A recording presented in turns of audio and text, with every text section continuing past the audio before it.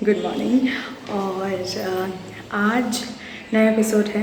कल मैंने थोड़ा जल्दी ख़त्म किया था, हम इतना घूम रहे थे तो वो रिलैक्स वाली जो बात है वो नहीं हुई थी अभी तक ट्रिप में। तो फाइनली आज सुबह हम लोग जाने वाले हैं बोध गया। यहाँ से अराउंड 2 घंटे, डिपेंड्स कि आप गाड़ी में जा रहे हैं, अपने गाड़ी में जा रहे हैं या कैसे जा रहे हैं। बस भी होता है यहाँ से। So how you travel. So मैं हमारे अकॉर्डिंग बोल रही हूँ कि आप अगर प्राइवेट गाड़ी से जा रहे हैं, it takes around 2 hours 5-10 minutes Bodh Gaya पहुँचने के लिए। उसके पहले हम लंच करेंगे, लंच नहीं, ब्रेकफास्ट भी नहीं किया, ब्रंच करेंगे। So after the brunch will head towards बोध गया। सो मैं अपने वीडियोज़ में मतलब व्लॉग में आप देखेंगे कि मैं पिक्चर्स डाल के कई बारी डिस्क्रिप्शन देती हूँ। So that's because those places have prohibited videography. So I will try कि जहाँ जहाँ वीडियोग्राफी हो सकती है मैं वहाँ करूँगी। So today's plan is from Rajgir to Bodh Gaya and back to Rajgir. ये वाला मैंने बोध गया के लिए रखा था। It's entirely a white sari and you see all pearls and stuff. So ये थोड़ा सा अलग अटायर है। I hope it suits. So let's go and explore बोध गया together। तो चलिए आज का सफ़र शुरू करने से पहले हमारे लंच का कोटा यहीं से कंप्लीट करते हैं। सबसे पहले बता दूं कि राजगीर से बोध गया जाने का रास्ता बहुत ही बढ़िया है और उस रास्ते पे आपको ऐसे बहुत से अच्छे रेस्टोरेंट्स और अफोर्डेबल ईटिंग आउटलेट्स बहुत आसानी से ही मिल जाएंगे। और बस फिर क्या था, लंच के बाद गाड़ी में बैठकर पलक झपकते ही हम पहुंच गए बोध गया। यहाँ बोध गया में भी बिल्कुल नालंदा जैसा ही सिस्टम है। जी हाँ, कॉमन पार्किंग का। तो हमने भी अपनी गाड़ी को पार्क कर दिया और ई रिक्शा में अपना सफर शुरू किया। अगर बोध गया के अंदर बाकी सारे एरियाज से कंपेयर करें तो एक बार को जैसे ही मोनास्ट्रीज और टेम्पल का एरिया शुरू होता है, आपको भी फर्क साफ दिखाई देगा। और जितना हमने इस जगह को देखा और एक दिन में जितना घूमे, उतने से मैं कह सकती हूँ कि डे टूर का प्लान बोध गया का अच्छा होता है, मगर अगर आप बोध गया में रहने का प्लान बना रहे हैं तो वो ज़्यादा बेहतर प्लान होगा। देखते ही देखते हम पहुँच गए हैं बोध गया के पहले डेस्टिनेशन पर।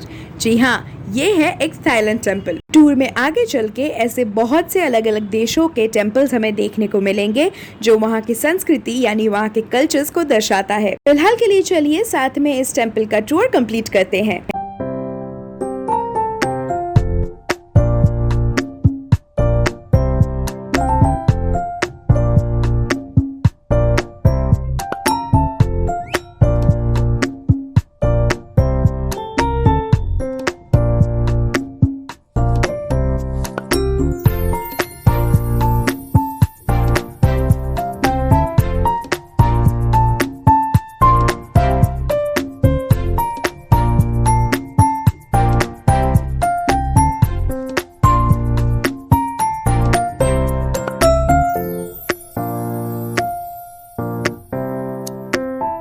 अभी हम लोग यहाँ ई रिक्शा में हैं और मम्मी ने भी कुछ कहा जो मैं फिर से ऑन कैमरा रिकॉर्ड रखने के लिए कहलवाना चाहती हूँ। क्या कह रही हैं वो मैं आपको सुनाऊंगी।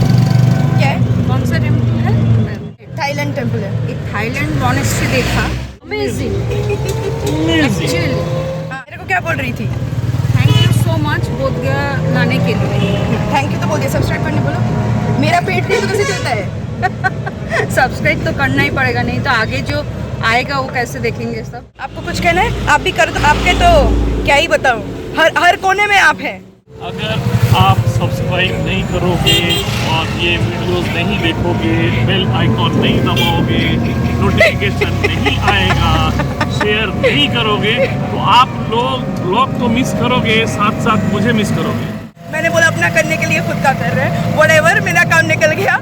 सो बहुत कुछ है। सो नेक्स्ट कहाँ जाएंगे वो मैं दिखाती रहूँगी। और अब हमारा सेकंड डेस्टिनेशन है बोध गया का सबसे इम्पोर्टेंट और सबसे पॉपुलर जगह।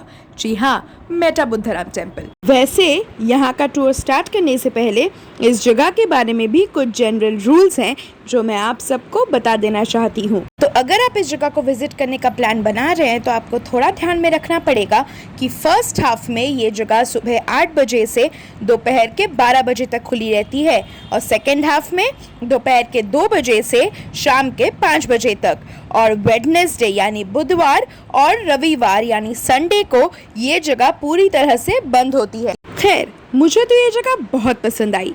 अब चलिए मम्मी से पूछते हैं कि उन्हें क्या कहना है। कैसा लगा?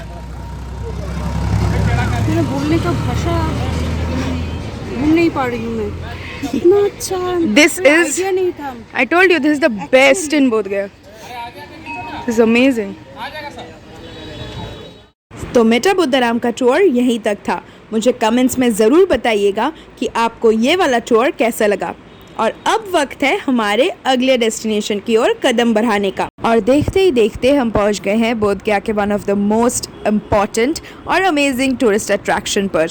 जी हाँ, मैं बात कर रही हूँ द ग्रेट बुद्धा स्टैचू की। तो इस जगह के बारे में डिटेल में बात करने से पहले मैं यहाँ के टाइमिंग्स के बारे में थोड़ा आप लोगों को बताना चाहूँगी। ये जगह हफ्ते में हर दिन खुली रहती है, मगर टाइमिंग्स सुबह और शाम में डिवाइडेड है। सुबह 7 बजे से 12 बजे और शाम को 2 बजे से 5:30 बजे तक। तो ये जगह 1989 में बनाई गई थी और इस जगह का इनॉग्रेशन यानी उद्घाटन 14th दलाई लामा जो तिब्बत के हैं उन्होंने किया था। तो ये स्टैचू जो आप लोग देख रहे हैं, इसका कद यानी हाइट 25 मीटर्स यानी 25 मीटर है और ये पूरी तरह से एक स्टोन का बना हुआ है। स्टैचू में गौतम बुद्ध का जो पोस्चर आप लोग देख रहे हैं, बुद्धिस्ट में इस पोस्चर को मेडिटेशन पोस्चर या ध्यान मुद्रा कहते हैं। The great Buddha statue, Meta Budharam temple, ये सब तो देख लिया, थाईलैंड टेम्पल भी देख लिया। अब बारी है एक और मोनास्ट्री घूमने की। जी हाँ, ये मोनास्ट्री है द रॉयल भूटान मोनास्ट्री। तो रॉयल भूटान मोनास्ट्री भी बोध गया के चुनिंदे और सबसे अच्छे टूरिस्ट अट्रैक्शंस में होती है। तो ये जगह जानी जाती है इसके खूबसूरत आर्किटेक्चर्स और डिज़ाइंस की वजह से। बाहर से देख के तो आप समझ ही सकते हैं कि ये जगह कितनी खूबसूरत है। अब चलिए मैं आपको अंदर से दिखाती हूँ कि जगह कैसी है। तो बेसिकली ये जगह भूटान के राजा जिग्मे खेसर नामग्याल वांगचुक के द्वारा बनाई गई है और यहाँ का बुद्धा स्टैचू एक 7 फीट का गोल्डन प्लेटेड स्टैचू है। और भूटानीज पिलग्रिम्स यानी भूटान के तीर्थयात्रियों के लिए ये मोनास्ट्री बोध गया में एक रहने की भी जगह है। और अब वक्त है हमारे आगे बढ़कर बोध गया के सबसे बेहतरीन मंदिर को एक्सप्लोर करने का। जी हाँ, मैं बात कर रही हूँ महाबोधि टेम्पल की। और महाबोधि टेम्पल के अंदर वीडियोग्राफी अलाउड नहीं है, सिर्फ फोटोग्राफी अलाउड है। तो इसीलिए मैं कुछ पिक्चर्स शेयर करके समझाने की कोशिश करूंगी कि टेम्पल अंदर से कैसा दिखता है। तो ये है महाबोधि टेम्पल का मेन एंट्रेंस और इसके नीचे सीढ़ी है जहाँ से हम लोग मेन टेम्पल के अंदर एंटर करने वाले हैं। वैसे तो टेम्पल के अंदर कई सारे बुद्ध स्टैचूज है, पर ये है मेन टेम्पल का मेन स्टैचू। और ये है पूरे टेम्पल में मेरा पर्सनल फेवरेट एरिया। हर शाम को ऐसे ही पूरे बोध गया से मॉन्क्स आकर इकट्ठे यहाँ मेडिटेट करते हैं। तो ये कौन सा एरिया है? जी हाँ, मैं बात कर रही हूँ बोधि ट्री एरिया की।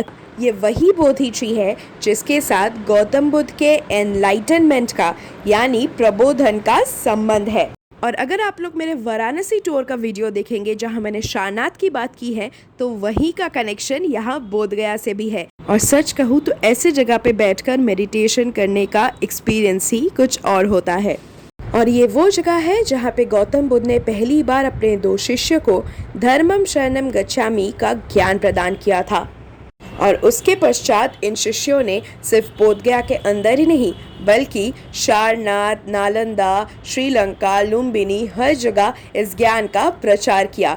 और ये है मोचलिंदा सरोवर जो कि महाबोधि टेम्पल के अंदर ही है। तो गौतम बुद्ध अपने एनलाइटनमेंट के 6ठे सप्ताह यानी 6th वीक में यहाँ बैठकर मेडिटेट कर रहे थे और तभी एक भयंकर तूफान आया। और जाहिर सी बात है कि बुद्ध अपने जगह पर ही बैठे रहे। और यह देखकर इस सरोवर का सर्प राजा यानी स्नेक किंग जिनका नाम मुचलेंद्र था, उन्होंने गौतम बुद्ध को छांव प्रदान किया था, जो कि आप लोग आइडल में देख सकते हैं। मौर्य सम्राट अशोक ने बौद्ध धर्म के प्रचार के लिए और गौतम बुद्ध के प्रबोधन के स्थान को स्वीकृति देने के लिए इस महाबोधि टेम्पल का निर्माण किया था। और इतना ही नहीं, महाबोधि टेम्पल को सन 2002 में वर्ल्ड हेरिटेज साइट का शीर्षक भी प्राप्त हुआ है। खैर, शाम हो चुकी है और हम ऑलमोस्ट इस टेम्पल टूर के एंड तक पहुंच गए हैं। और टेम्पल से निकलने से पहले अगर ऐसे खूबसूरत लोगों से मुलाकात हो जाए तो क्या कहना। सच में सिर्फ इस जगह में ही नहीं, यहाँ के लोगों में भी अलग तरह का सुकून है और इसीलिए बोध गया अपने में ही किसी तीर्थ स्थल से कम नहीं है।